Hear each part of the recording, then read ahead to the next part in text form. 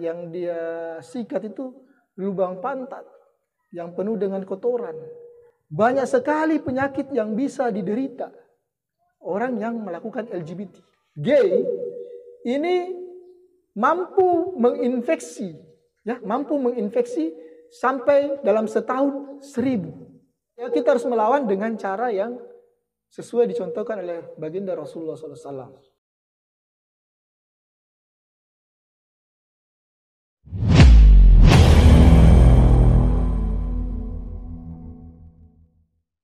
Kita berbicara, let's talk about LGBT from A to Z.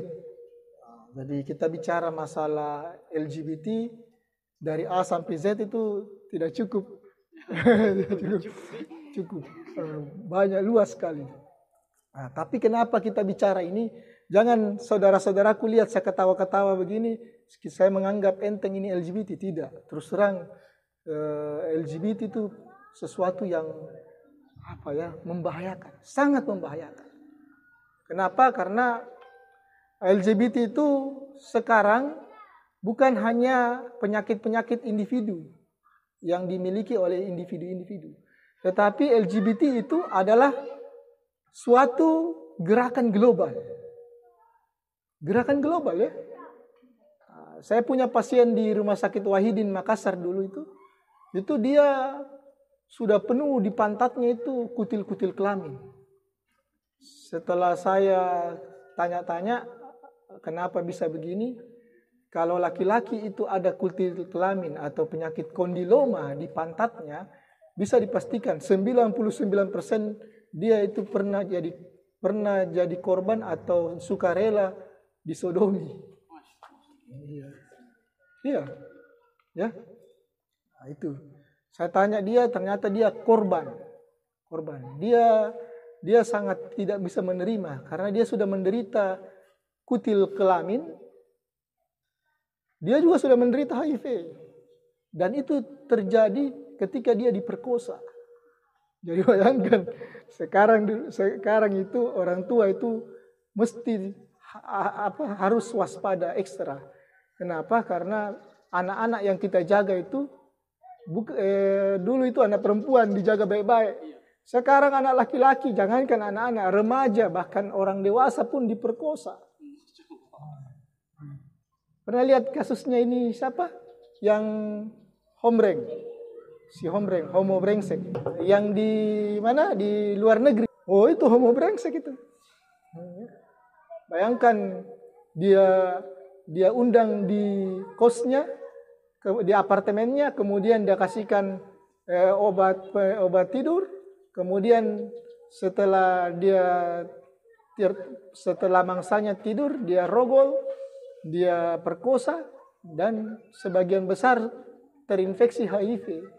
Jadi 130 orang korbannya. Itu yang diketahui.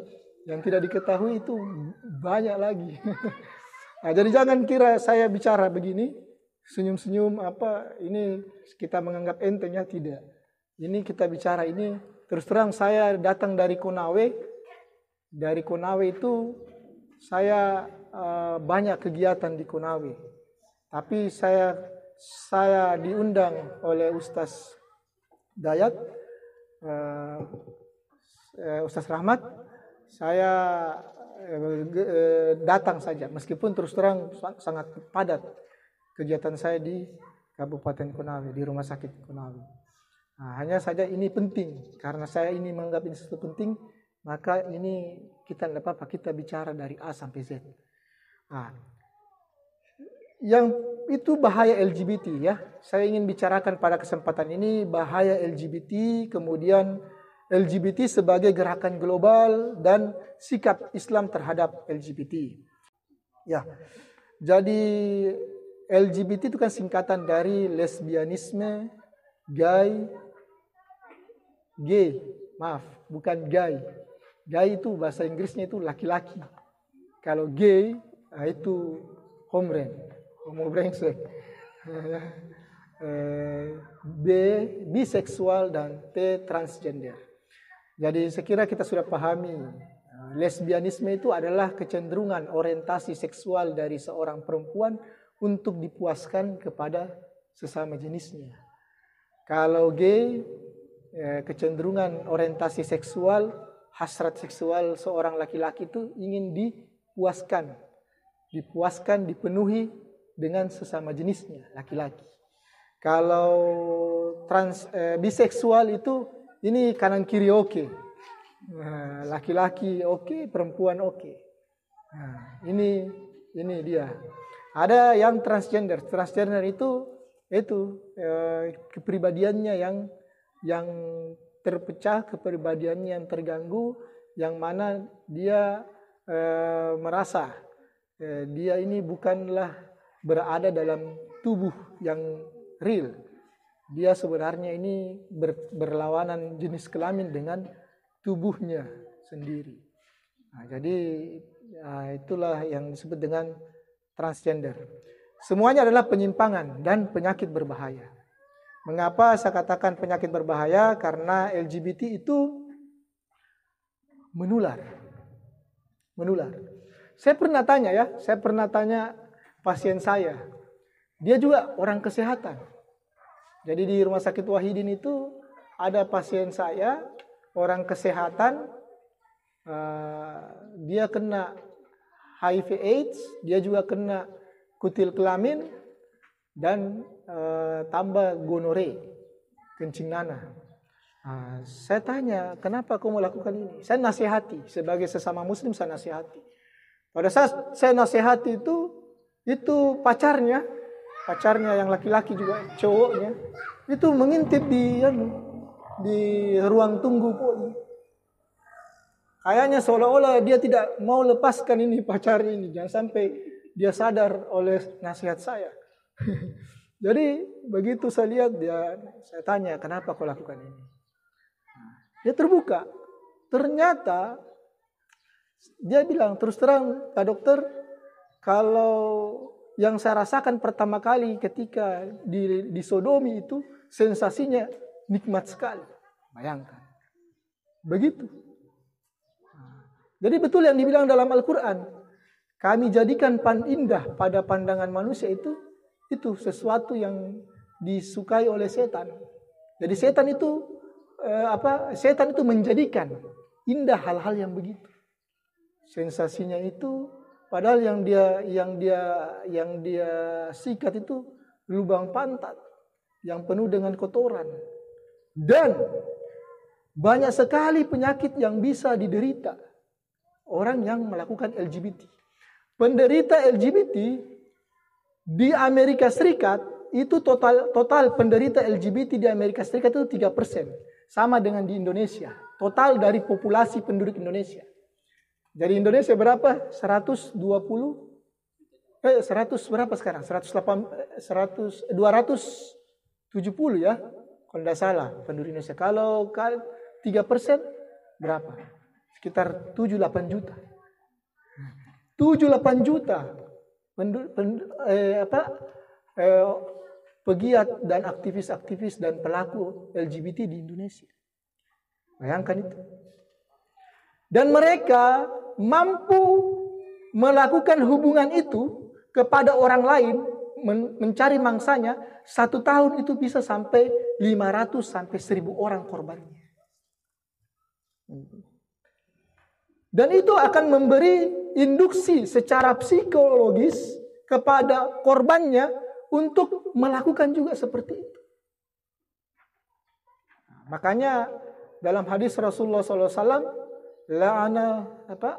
Allah melaknat para pelaku kaum Nabi Lut. Rasulullah SAW mengulangi 3 kali. Allah melaknat para pelaku kaum Nabi Lut.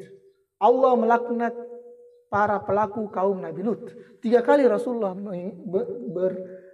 mengulangi. Itu artinya sesuatu yang sangat dilarang. Kemudian hasil penelitian dari 3% itu di Amerika Serikat ya. Di Amerika Serikat 3% dari total populasi, 70% kejahatan seksual disebabkan oleh 3% itu.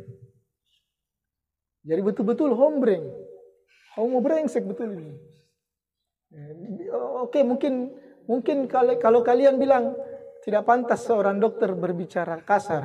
Tapi faktanya dalam hadis Nabi SAW, pelaku ini tuh keras sanksinya. Keras juga hukuman sosial yang diberikan kepadanya. Ya, meskipun kita juga harus juga berpikir secara menyeluruh bahwasanya ada juga korban. Tetapi korban itu ya setidaknya bisa diobati ya, diobati secara psikologis, dan yang mau bertobat bisa diobati. Tetapi bukan berarti yang kebanyakan terjadi di Indonesia saat ini, bahkan ada pesantren ya, pesantren di Jawa itu khusus itu. Jadi seolah-olah, mohon maaf, saya melihat pesantren itu seolah-olah tidak merubah, tetapi kayak memfasilitasi itu. Para pelaku itu tidak tegas, cenderung memfasilitasi. Ya, sekuler ya, sekuler. Nah, kemudian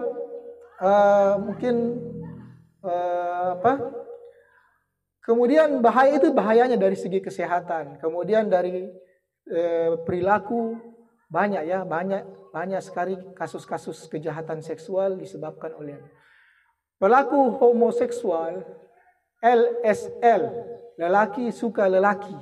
Kalau dalam baratnya MSM, male sex male. Mereka itu lebih rentan terkena HIV/AIDS 25 kali dari PSK. Coba bayangkan. Lebih rentan 25 kali dari kena HIV/AIDS daripada PSK. Ini hasil data. Data terbaru bahkan. Dan penderita korbannya ternyata setelah diselidiki, penderita PSK itu mampu menulari dalam sebulan itu, dalam setahun itu tidak sampai 100 orang tertular. Tetapi LGBT ini, khususnya LSL atau gay, ini mampu menginfeksi sampai dalam setahun 1.000 orang. Coba bayangkan, dalam setahun dia mampu menginfeksi. Dengan apa? Tujuan yang pertama, ada ternyata gerakan ini adalah gerakan global. Bagaimana supaya LGBT ini dianggap sebagai sesuatu yang normal. Mau lihat faktanya? Ini kita lihat ya. Kalau ada dokter ahli jiwa di sini, bisa kita tanya ya. Dokter ahli jiwa ada kitab sucinya. Semua dokter spesialis itu punya kitab suci. Maksudnya kitab suci itu buku yang jadi rujukannya. Dalam kedokteran ilmu jiwa ada namanya buku PPDGJ. Jadi pedoman diagnosa gangguan jiwa.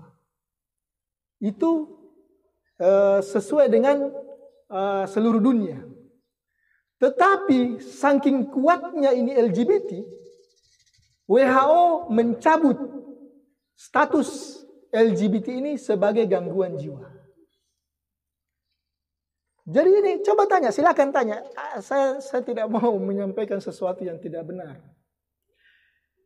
Bayangkan, kitab sucinya saja mereka diobok-obok ya. Tanda kutip. Diobok-obok. Dokter ahli jiwa Indonesia itu diobok-obok kitab sucinya. Tapi dokter ahli jiwa Indonesia melawan. Meskipun dihapus itu, tetapi mereka tetap sepakat. Perhimpunan dokter ahli jiwa seluruh Indonesia sepakat tetap menganggap LGBT sebagai gangguan jiwa. Tapi perlu kita ingat, bayangkan itu. Belum lagi militer dimasuki ya di mana-mana. Sekarang negara yang mengakui pernikahan sejenis di dunia ini, mengakui LGBT itu sudah berapa? Ayo, sudah berapa? Tahun 2010 masih ada 13 negara. Sekarang berapa? Sudah ada 30 negara. Sudah melegalkan itu. Jadi ini yang sesuatu yang sangat, mengapa saya katakan ini bukan sesuatu yang main-main. Ini sesuatu yang sangat urgent, sesuatu yang sangat kita harus lawan. Kita harus lawan. Tentu saja kita harus melawan dengan cara yang sesuai dicontohkan oleh baginda Rasulullah SAW. Kalau kita hanya mau melawan, berteriak, ayo lawan, hilangkan LGBT, itu adalah perlawanan yang bersifat sporadik. Sporadik itu tidak akan bisa mengalahkan suatu gerakan yang terorganisir dengan baik. Suatu organisasi yang terorganisir hanya bisa dilawan dengan gerakan organisasi yang terorganisir. Tetapi hebatnya mereka sudah didukung oleh negara. Maka tidak boleh sesuatu yang di-backing oleh negara, harusnya kita harus lawan juga dengan kekuatan negara. Pertanyaannya, negara yang kita berpijak saat ini, bagaimana sikapnya? Sikapnya apa? Tidak A, tidak B. Tidak A, tidak Z. Tidak jelas kita punya negara. Kemarin protes, pemerintah Indonesia protes ke kedubes Inggris. Gara-gara menaikkan bendera itu. Protes apa protesnya? Menyesalkan tindakan itu dilakukan. Dan kami kecewa dengan sikap itu. Itu yang dibilang protes. Protes kayak itu. Saya protes. Saya sesalkan ini kegiatan dan saya kecewa sebenarnya kita lakukan itu. Protes kayak itu. Mengeluh. Baper, bukan baper, apa namanya itu? Nah, itu yang terjadi. Tidak ada. Padahal dalam Islam itu tindakan kriminal. Dan di-backing oleh negara Inggris. Tindakan kriminal itu di-backing oleh negara Inggris. Kriminal dianggap biasa-biasa saja. Tetapi begitu bendera Rasulullah SAW dikibarkan, kriminal. Yang mana sebenarnya nih dunia terbolak-balik. Ya Sas, mungkin bagusnya ini sebaiknya ya kita diskusi saja Sas terkait dengan ini. Bagusnya dua arah lebih bagus. Mungkin Sas. Assalamualaikum warahmatullahi wabarakatuh.